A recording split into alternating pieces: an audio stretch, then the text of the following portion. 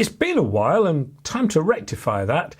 It's CZ time, the really nice Shadow 2 from ASG.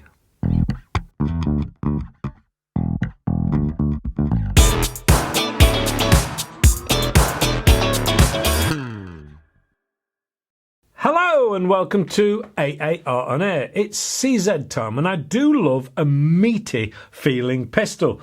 And the CZ Shadow 2, which in firearms version is the choice of the winners of the IPSC or International Practical Shooting Confederation.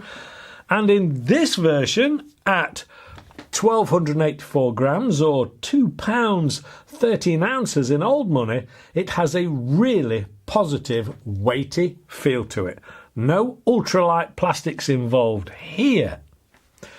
It is 220 millimeters or 8 3/4 inches long, and with that weight, it is all metal. Now, I have been known to complain if a rifle is pushing the needle too far round on the scales, but not so much with a pistol. It adds stability and that realism. Let's take a closer look, shall we? It is all black apart from the silver trigger and the really rather fetching blue grips. The front sight is fixed and open and has a fibre optic to aid visibility. The rear sights are also open with no dots or fibre optics, but they are adjustable. This is a blowback and does have a rather nice feel to it. Naturally, it has lock open after last shot, and that trigger is a 2-stage item and is quite light. The safety is on both sides, but really only comes into play if the hammer is back, in which case it's up for safe and down for fire, showing the red dot for fire. This is field strippable, and this is more than just a for show thing, as this has a hop up built in like an airsoft gun to give you that rear spin on the BBs to aid accuracy, which is a nice touch. To remove the slide, firstly remove the mag via the mag release button on the left hand side of the grip. Then depress the release button on the right hand side of the gun until you are able to pull out, there we go, the retaining clip on the left hand side. Once off, the hop-up adjuster is easily visible and will need any adjustments making with a blade screwdriver. The trick is to get the hop-up just right, putting enough spin on the BB without causing the accuracy to drop. This is, I'm afraid, a trial and error thing, really. I will be shooting this particular one in straight out of the box setup for target work later on. Refitting the slide is a simple process, and it's basically just the reverse. Slotting in the pin to make sure. There we go. Simple. Now, when the magazine is out, it's time to just take a look at the loading of the CO2 and, of course, the BBs. This takes the standard 12-gram CO2s, and this is done by firstly removing the bottom cover by lifting a small latch at the base of the magazine. Then, using the supplied hex key, undo the covering or retaining screw. Now, it is worth bearing in mind at this point that the hex key is not the same as a lot of other pistols use. The next thing to do is drop in the new CO2. First of all, though, pop a drop of silicone oil on the tip just to help prolong the life of the seals. Return the cover, remembering to get the angle right on the threads, not the angle of the base of the magazine, and then simply tweak to make sure that you've pierced it. Don't swing on it, just pierce it. Then return the bottom cover on the magazine. Nice and simple. Time to load up the BBs. It takes 17 rounds and they are loaded in through the hole halfway down the magazine. Now you will need to pull down on the spring with your thumbnail or fingernail and hold it in position whilst you drop all 17 rounds into place.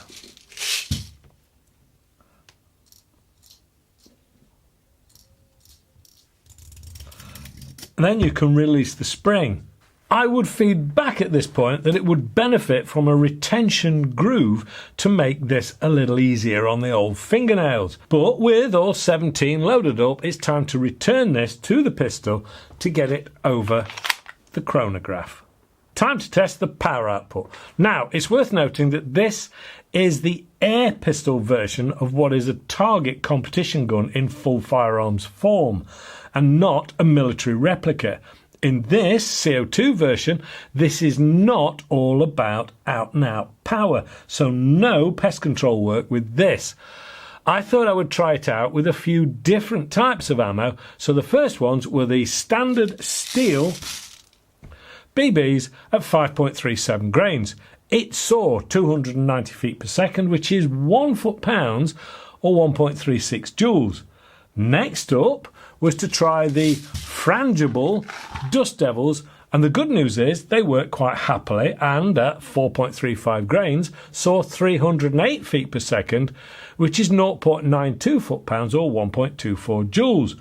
Last up was to use the 177 plastic blasters, which are themselves made by ASG and are much lighter at around 2 grains. They would naturally see a much higher speed of 445 feet per second, which is only 0.88 foot-pounds or 1.19 joules. Not bad. And remember, these are not about out-and-out power.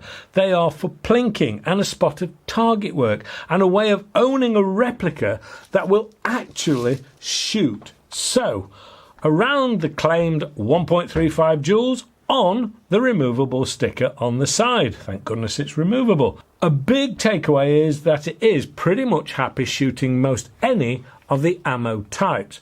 But what about accuracy? Well, here goes at 10 meters. CZ Shadow 2. I must admit, I do like it.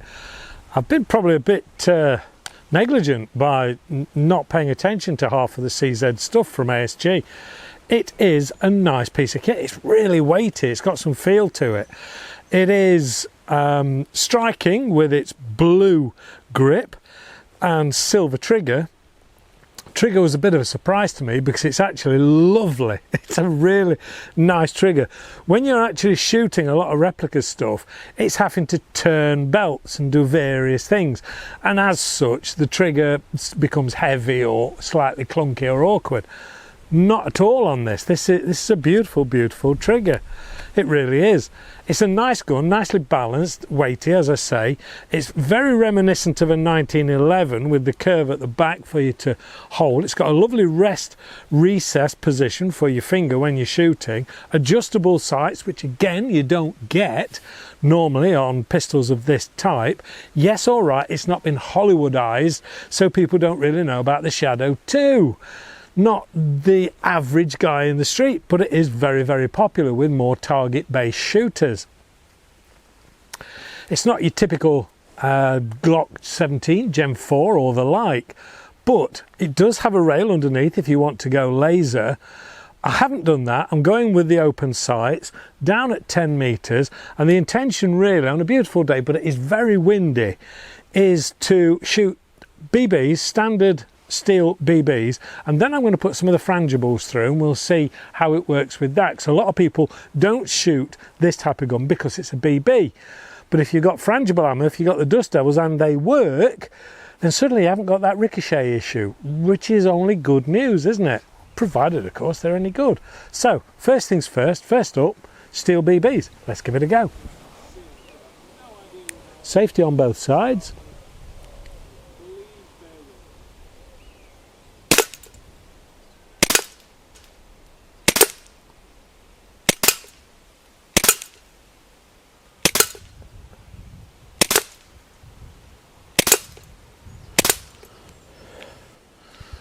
There we go, lock open after last shot. Gravity dropout magazine, which is always nice. And you've got that safety, locks the trigger solid. Alternatively, don't put the trigger on, put the hammer forward, and then the safety doesn't come into play because there's no need. Okay, let's go and try the frangibles, the dust devils. The dust devils, the frangibles. These are actually the Mark 1s. They're supposed to be a Mark 2 because what they have like a band around them where they seal them. And a lot of people were complaining that they weren't accurate because of that banding around them. Now, I don't know, but there's a hop up in here. Maybe you can actually adjust it and do. I've not touched it. I have no intentions of for these purposes, for testing. But let's try the frangibles, the dust devils. They certainly work without exploding anything in the gun. It's not overly powerful anyway, but let's give it a go and see if they're accurate.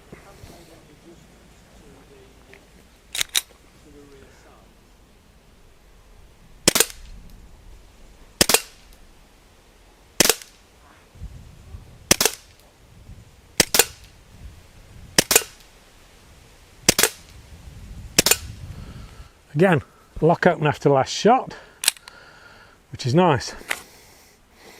I do like this, it's surprising. Let's get hold of those targets, although I can't speak, and see how they compare, shall we? First up was the steel BBs. Now, the one thing to point out about is the size of this target. It's actually a bit of a thumbing the nose, I suppose, to Karl at Vector Air, because he bought some of these in and I actually had a go at him and ribbed him as to why on earth anybody would want something like a 6-inch shoot and see. Well, to be honest, for pistols they're really good because it shows you absolutely everything.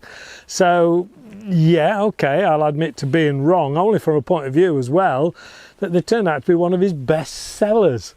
So yeah, and you can put the repair patches on and use them again. Anyway, enough of that. The point is, I'm not that blind, and there's the steel BBs.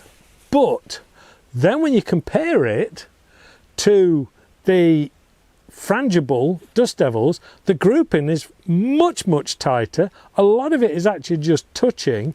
Now, whether or not it's the fact that the hop-up is set better for the dust devils than it is the steels, I don't know. But it is a real shock and a surprise that it actually prefers the dust devils to the standard steel BBs, which is good news, and you haven't got ricochets. That's quite a good result. Now you guys probably can't hear it, but just up there is a buzzard, and he's flying around and he's calling to his mates. You probably won't pick it up on this microphone, but yeah, a really, really nice sight. He's just soaring away there. We'll keep him well within eye shot. Anyway, enough of that. It is a really nice gun. I really like it. It's one that I probably overlooked, and probably a lot of people have as well. I would strongly suggest that if you were looking for some weight to it, if you're looking for a pistol and you want something that's perhaps a bit accurate, that's adjustable and everything else, this might be right up your street. And it's not a bad looking thing either. Like I say, not Hollywoodized, but a nice piece of kit. Give it a look, see what you think. That's it from me. I'm going to go and get something done on this really nice day. It's starting to get warm now. So back to the studio. Not bad at all. I do get to shoot an awful lot of different guns in this role, and I must say this CZ Shadow 2 has grabbed my attention. It feels really nice to shoot. It is comfortable with enough weight to give it that sense of realism and stability. As I said earlier, the trigger is two-stage and very nice and is anything but heavy. It feels very well made and solid. There is that hop-up adjustability that you don't normally find on air guns. All this quality demands a higher price, but at around £225 UK, I don't think this is at all overpriced for the quality that you're getting. I really do like it a lot, and I feel I've overlooked the ASG stuff recently, and I intend to correct that oversight, because they do bring something a little different to the table. Not perhaps as noticeable as some of the higher profile replicas following their Hollywood film roles that are adorning our flat screens these days. But this CZ should not be overlooked because of that. A really nice pistol. Really nice. Hopefully you've enjoyed this brief look at the CZ Shadow 2. If so, please give us the old thumbs up, share and click the alarm bell. Don't forget to subscribe. Check out all this little lot and the AAR website. A big thank you to Vector as always, and a mention to Clark for his belief and help. The biggest thanks, as always, goes out to you guys for watching and your continued support. Please stay safe and shoot safe. And hopefully, I'll see you all next week. Bye for now.